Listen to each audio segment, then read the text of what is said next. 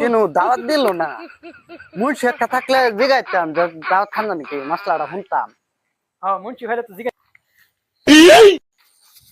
এই যে একটা মুন্সি আছে। যাই। আসসালামু আলাইকুম। ওয়ালাইকুম সালাম।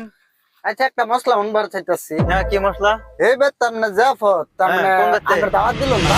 বলো ওই বাড়ি বগল দিল না। ও এখন কি হয়েছে তাই? আমার দাওয়াত দিল না, এটা কি আমরা খাবার খাইয়াম?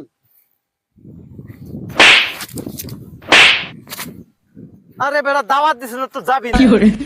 আবার বিনা দাওয়াতে খাওয়া যাবে না, এটা মশলা লাগে? এটা জানো হ্যাঁ? কি আইছে? ওই বেটা, এটা জানো না কি? দাওয়াত দিছে তো দেয়া নাই তো যাবি না। আবার কি এর মশলা লাগে? বাড়ি বলো। সেন্ডেলটা পিড়ে বড়। মাগেন দিকে।